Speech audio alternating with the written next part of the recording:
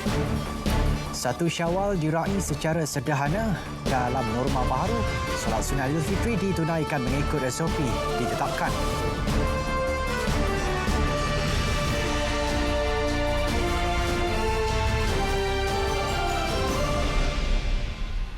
Assalamualaikum dan salam sejahtera. Berita tengah malam ini bersama saya Syairul Islam. 1 Syawal yang kebiasaannya disambut meriah saban tahun, kali ini disambut secara ala kadar dengan amalan norma baharu mengikut SOP ditetapkan kerana negara masih bergelut memerangi pandemik COVID-19. Namun di masjid-masjid terpilih seluruh negara, solat Sunat Aidilfitri tetap ditunaikan dengan bilangan jemaah yang terhad. Yang di-Pertuan Agong Al-Sultan Abdullah Riayatuddin Al-Mustafa Bilal Shah menunaikan solat Sunat Aidilfitri di Surau Utama Istana Negara. Ini merupakan julung kalinya Al-Sultan Abdullah menunaikan solat Sunat Aidilfitri di Surau Utama Istana Negara berikutan pelaksanaan Perintah Kawalan Pergerakan Bersyarat PKPB. Solat Sunat Aidilfitri dipimpin Pegawai Agama Istana Negara Datuk Abdul Aziz Cik Yaakob dan jemaah terdiri daripada pegawai serta kaki tangan Istana Negara. Berikutan PKPB yang di-Pertuan Agong dan Raja Permaisuri serta keluarga hanya meraihkan Aidilfitri di Ibu Negara, tidak seperti kelaziman di Kuantan, Pahang.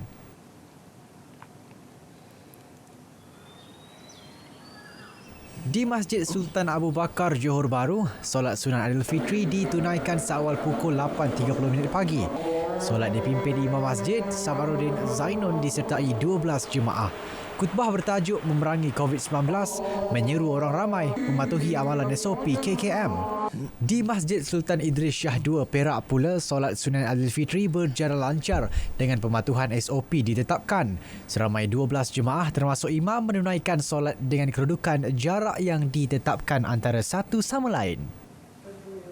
Di Kota Baru pula, hanya 4 orang terdiri daripada kaki tangan pengurusan masjid dibenarkan menunaikan solat Sunat Aidilfitri seperti pekeliling dikeluarkan Majlis Agama Islam dan Adat Istiadat Melayu Kelantan.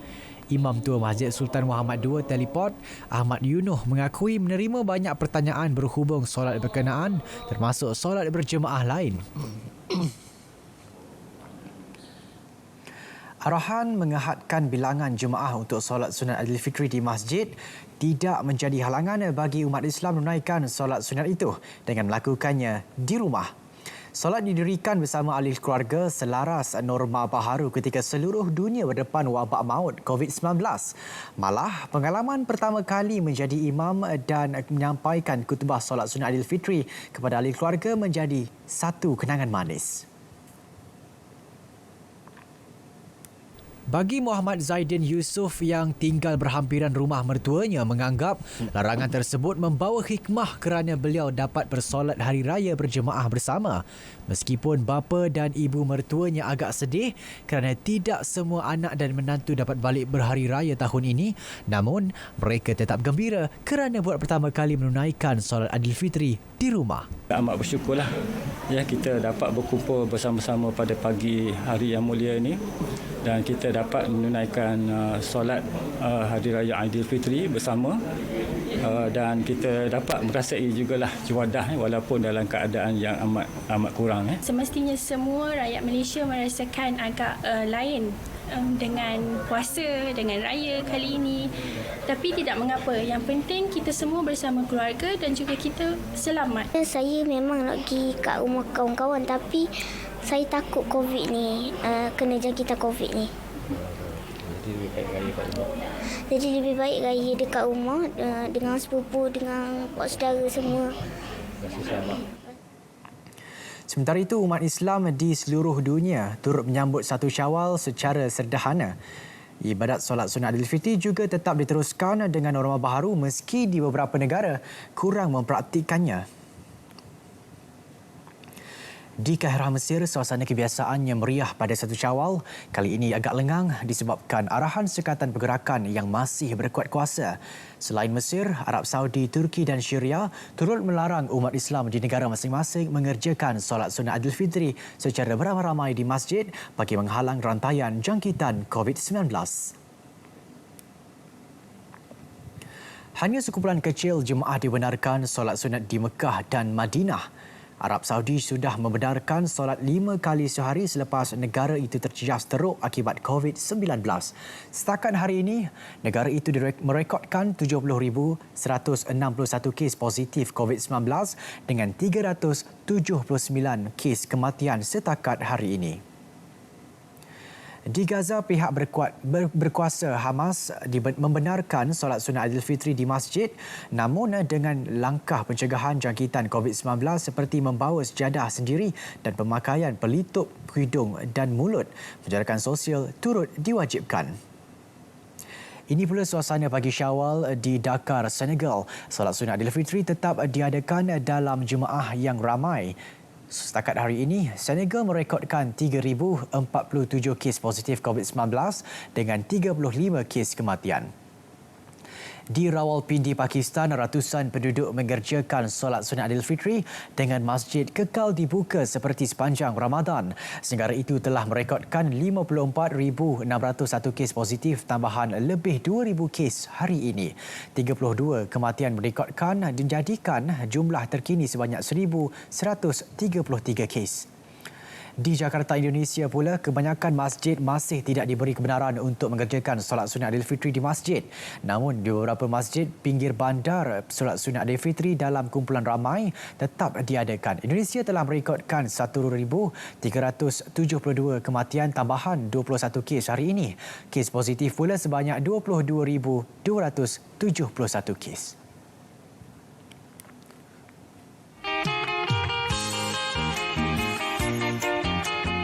Kami pelajar Pahang Mesir ingin mengucapkan Selamat Hari Raya Aidilfitri. Maaf zahir dan batin. Eid Sa'id, kullu am wa antum bi khair.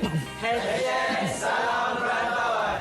Saya Muhammad Munawir Al-Mashhadi bin M. Syukrimun. Saya Mujahid Siddiqin bin Muhammad Safari, Pelajar Universiti Al-Azhar Mesir, ingin mengucapkan Selamat Hari Raya Aidilfitri. Maaf zahir dan batin. Kami mahasiswa Terengganu Mesir mengucapkan Selamat Hari Raya Aidilfitri. Maaf zahir dan batin. Salam perantauan. Hai.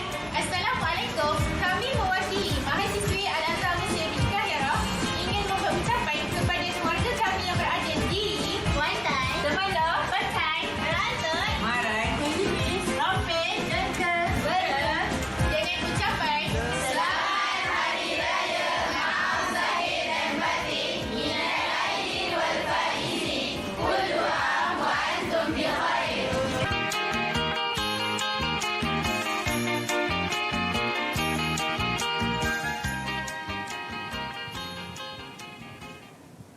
Bertemu kembali. Kementerian Kesihatan mengesan satu lagi kluster baharu jangkitan COVID-19 membabitkan 6 kes di Depot Tahanan Imigresen di TI Sepang. Ini adalah kluster ketiga melibatkan Depot Tahanan Imigresen selepas depot di Bukit Jalil dan Semenyih. Kenyataan Ketua Pengarah Kesihatan Dato' Dr. Nur Hisham Abdullah menyebut terdapat 60 kes baharu yang telah dilaporkan setakat pukul 12.30 hari tadi. Daripada jumlah itu, 7 kes adalah kes import atau mendapat jangkitan dari luar negara. Bakinya 53 kes adalah penularan tempatan dengan 44 daripadanya membabitkan kes bukan warga Malaysia. Hari ini, DTI Semenyih turut mencatatkan 27 lagi kes jangkitan baharu, menjadikan keseluruhan 48 kes positif telah dikesan dari kluster berkenaan. Manakala kluster Kampung Sungai Lui merekodkan 8 lagi kes. Seperti diumumkan sebelum ini, polis akan melakukan pemantauan dan pemeriksaan di rumah bagi memastikan SOP menyambut Aidilfitri dipatuhi. Tinjauan kami di beberapa buah kampung dan taman perumahan sekitar daerah Kota Tinggi Johor mendapati penduduk patuh arahan dan tidak menerima lebih 20 tetamu pada hari raya pertama. Menurut Ketua Polis Daerah Kota Tinggi, Superintendent Ashmon Bajah, tiada laporan atau aduan diterima masyarakat berhubung kegagalan mematuhi arahan tersebut.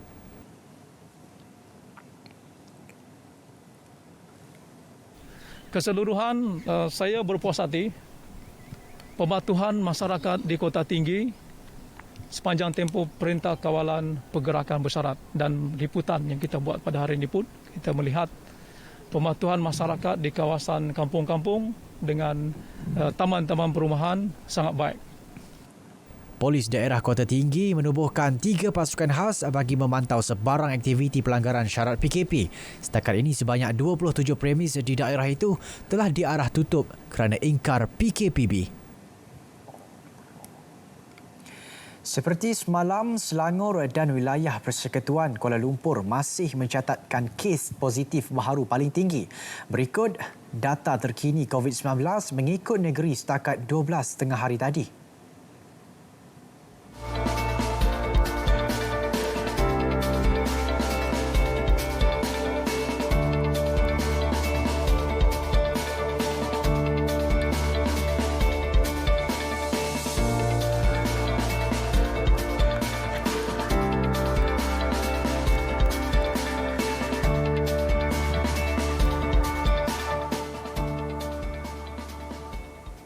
Sementara itu, masih ramai yang ingin mencuba nasib mahu merentas negeri menyambut Syawal di kampung meski jumlahnya berkurangan. Dalam satu kenyataan, Menteri Kanan Keselamatan Datuk Seri Ismail Sabri Yaakob memaklumkan semalam 1,158 kenderaan diarah berpatah balik oleh PDRM berbanding hari sebelumnya 1,613 kenderaan. Selangor paling banyak iaitu 460 diikuti Melaka 121 dan Negeri Sembilan 95. Semalam, Task Force Operasi Pematuhan diketuai PDRM juga telah membuat 97,552 pemeriksaan bagi memantau pematuhan SOP PKPB di seluruh negara.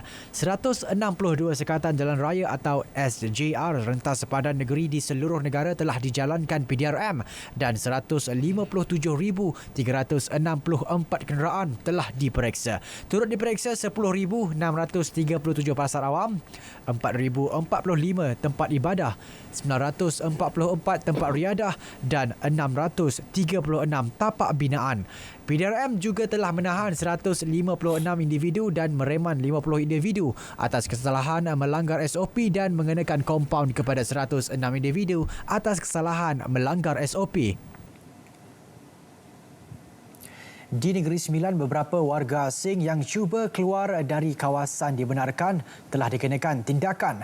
Operasi Sekatan Jalan Raya SJR pada hari pertama Syawal yang dijalankan bersama ATM itu dibuat bagi memastikan tiada individu cuba merentas negeri. Ada yang diarah patah balik, tetapi yang kita buat kompaun ni adalah warga asing jadi keluar daripada kawasan untuk melimpasi kawasan luar pada kawasan yang dibenarkan. Beliau berkata demikian semasa membuat tinjauan SJR di Port Dickson.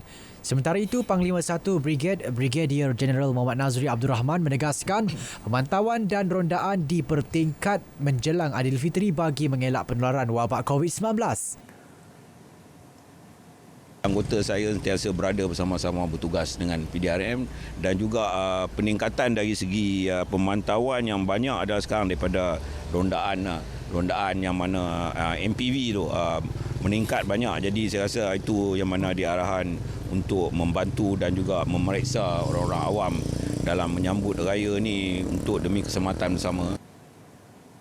Tinjauan kru RTM di Port Dickson dan Seremban juga mendapati laluan trafik lancar dan kawasan perumahan kelihatan seperti hari biasa tanpa kenderaan yang banyak dan tradisi kunjung-mengunjung.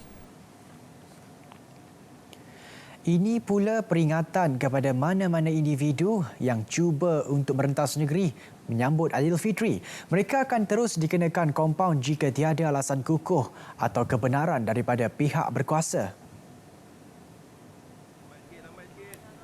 Seperti di negeri lain, Polis Kedah juga akan terus melakukan rondaan di taman-taman perumahan dan kampung untuk mengesan mereka yang ingkar arahan.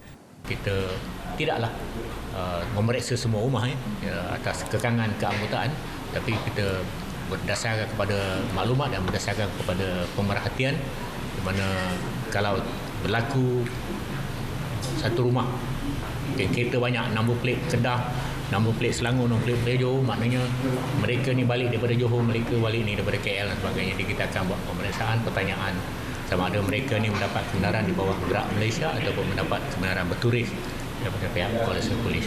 Sebanyak 22 sekatan jalan raya termasuk di lebuh raya turut diadakan bagi memantau kenderaan yang cuba masuk ke negeri itu. Setakat ini, satu keluarga di Yan telah dikenakan tindakan kerana ingkar larangan rentas negeri.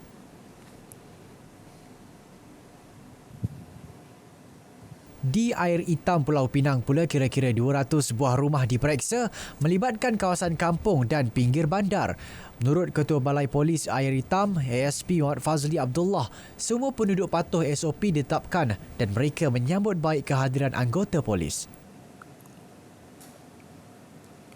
Terima kasih kepada pihak Polis Diraja Malaysia kerana mengambil inisiatif untuk membuat rondaan di kawasan ini untuk memastikan bahawa keselamatan para penduduk di sini terjamin. Pihak kami tadi kami menyambutkan ketupat dan semua. Perasaan macam mana perasaan? Gembira lah perasaan kami tadi tak tersangka tadi tak sangka tadi kalau boleh datang menjalankan tugas menjalankan tugas kat daerah kami tadi. Jadi sepanjang penugasan tadi kita telah melawat lebih kurang 200 buah rumah di mana rata-ratanya penduduk, pengunjung semua ada mengikut peraturan SOP PKPB yang telah kita laksanakan.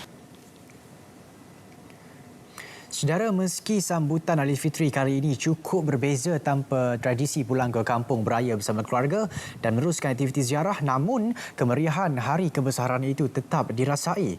Hasil perkembangan teknologi yang ada, pertemuan secara kebiasaan baharu sedikit sebanyak menghilangkan rasa kerinduan sesama rakan atau sanak saudara.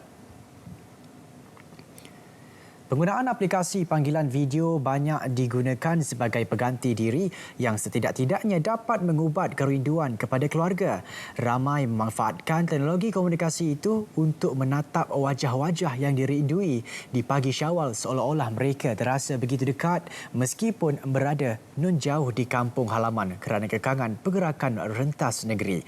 Tangkap layar panggilan video secara berkumpulan dilihat menjadi pilihan untuk disiarkan dalam perkongsian status media sosial yang menandakan kemanisan Syawal tetap diraihkan dengan penuh kesyukuran dan kesederhanaan.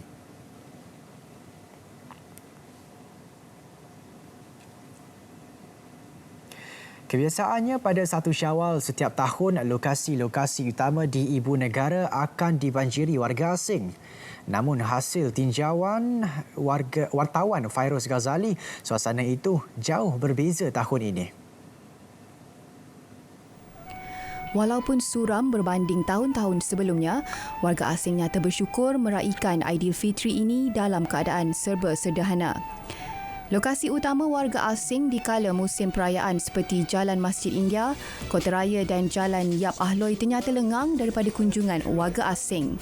Rata-rata memilih untuk kekal berada di rumah dan hanya keluar untuk membeli barang keperluan harian. Ya, ini lockdown mah. Orang semua tahulah ini lockdown, tak boleh keluar semua.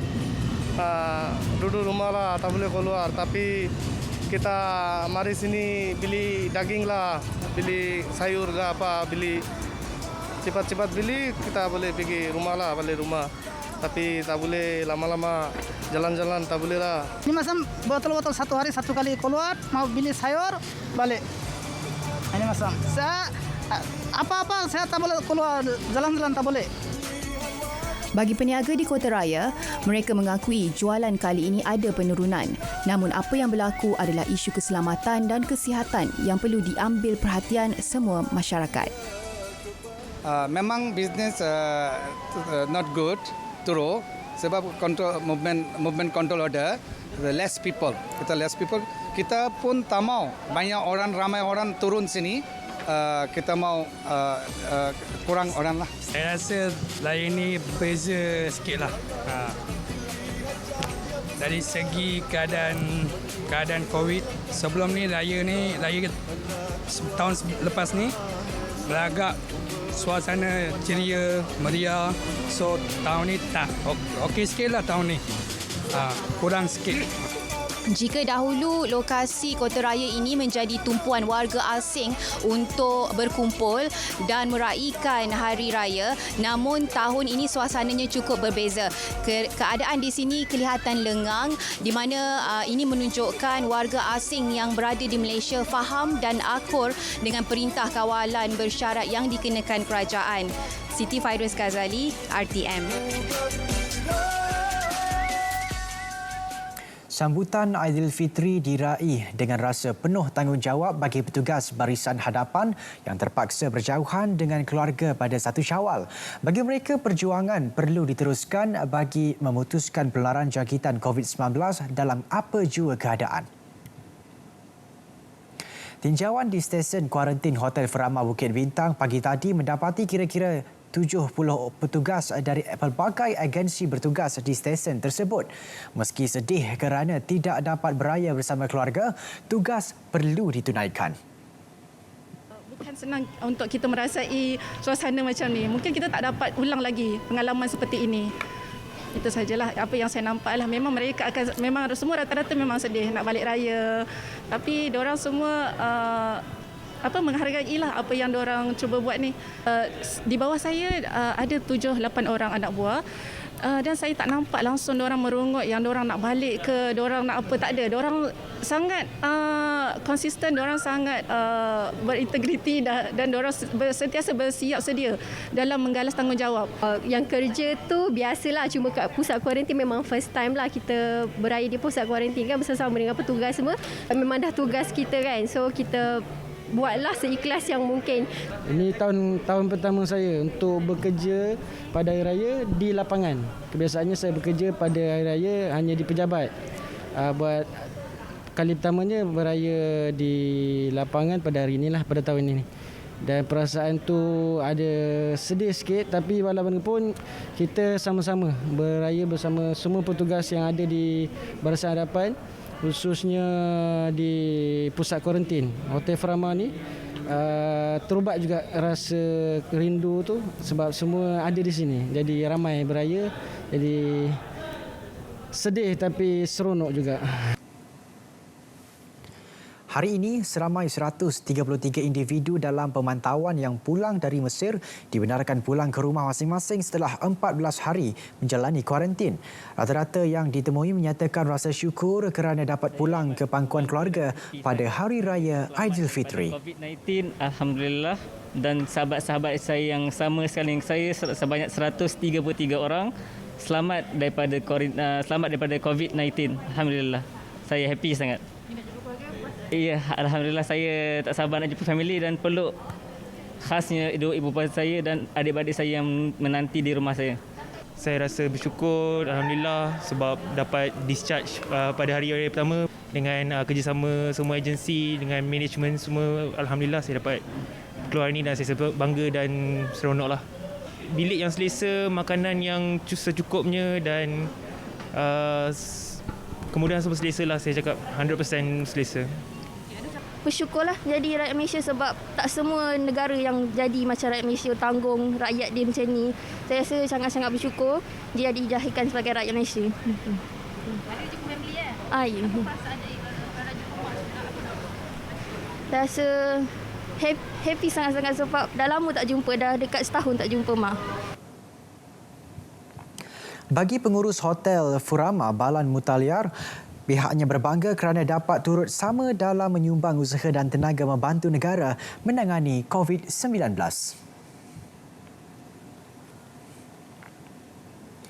Di Bau, Sarawak, seorang pemuda berusia 24 tahun terbunuh selepas motosikal ditunggang bertembung dengan sebuah kereta di kilometer 13 berhampiran Tondong petang tadi. Menurut Ketua Jabatan Siasatan dan Penguatkuasaan Trafik IPK Sarawak, Superintendent Alexon Naga Cabu, dalam kejadian pukul 5 petang itu, mangsa Douglas Baganair merempuh sebuah kereta ketika cuba memotong kenderaan di hadapannya. Rempuhan menyebabkan mangsa tercampak ke tepi jalan. Mangsa disahkan mati di lokasi kejadian oleh pasukan paramedik manakala pemandu kereta tidak mengalami sebarang kecederaan. Kes disiasat mengikut Seksyen 41-1 Akta Pengangkutan Jalan 1987.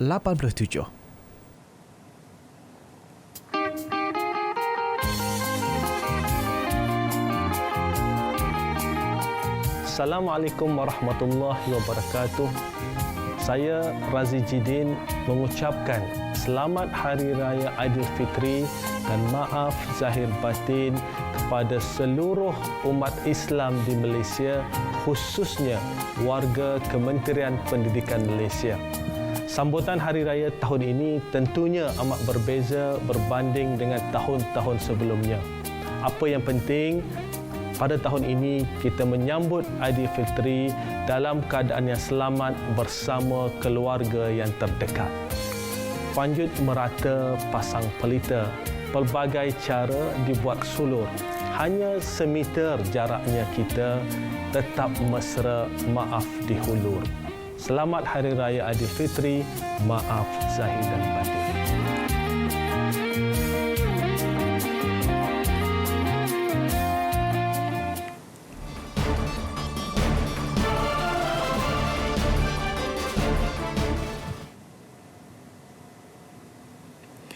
Saudara, kita beralih ke perkembangan sukan. Menurut Ketua Jabatan Siasatan dan Penguatkuasaan Trafik IPK Sarawak, Superintendent Election Naga Cabu dalam kejadian pukul 5 petang tadi mangsa. Persatuan Dunia Seni Silat Melayu Malaysia DSSM dengan kerjasama Negeri Selangor akan menganjurkan kejohanan Selangor Martial Art Visual 2020, kejohanan seni bela diri pertama secara dalam talian. Kejohanan itu bukan sahaja terbuka kepada seni bela diri silat tetapi turut disertai seni mempertahankan diri lain seperti taekwondo, wushu dan silambam. Sebangsa pelaksanaan Perintah Kawalan Pergerakan PKP dan diikuti dengan Perintah Kawalan Pergerakan Bersyarat PKPB, Persatuan Sukan Tempur antara yang teruk terkesan menyaksikan hampir keseluruhan kejohanan utama dan tempatan ditunda atau dibatalkan. Sehubungan itu, pengelola Selangor Martial Art Visual 2020 iaitu Presiden DSSM Roslim Abu berharap kejohanan ini dapat menghidupkan semula semangat para pengawal seni mempertahankan diri tanpa perlu keluar dari rumah. Sasaran kita hingga hari ini penyertaan seluruh dunia. Maksud kita lebih kurang 50,000. Itu yang kita sasarkanlah. Kan, dan sehingga kini bila kita dah umumkan sambutan amat menggalakkan, insya-Allah kita mungkin mencapai jumlah itu dalam tempoh selepas sesi kedua. Kejohanan akan bermula 8 Jun hingga 31 Julai dan terbuka kepada semua peringkat umur dengan menawarkan hadiah wang tunai keseluruhan RM51,000. Peserta hanya perlu menghantar video selama 3 minit dan akan diadili oleh pengadil dari disiplin masing-masing. Sehingga kini kejohanan mendapat sambutan menggalakkan dari dalam dan luar negara. Ketua Jurulatih Skuad Wanita Sazali Hussein menyatakan kesediaan menggalas tanggungjawab selaku jurulatih sementara skuad lelaki kebangsaan selepas Persekutuan Baseball Malaysia BFM belum menemui pengganti mendiang Katsumi Harada. Sazali mahu memastikan skuad yang dibimbing oleh Harada terus aktif selepas mendiang meninggal pada Oktober tahun lalu. Jelas Sazali, kini beliau boleh merancang satu latihan pusat buat kedua-dua skuad lelaki dan wanita. Kita akan bermula dengan latihan pusat sebaik saja PKPB ini berakhir dengan mempunyai tempat latihan yang sama. Saya rasa panel jurulatih untuk kedua-dua pasukan dapat bertukar-tukar fikiran dan I think teknik-teknik latihan dan kita dapat kata orang memerhatikan perkembangan setiap atlet. Ketika ini, skuad wanita dalam persiapan untuk kejohanan Piala Asia 2022, manakala pasukan lelaki meneruskan persediaan ke Sukan Si Hanoi apabila dikabarkan acara akan dipertandingkan nanti.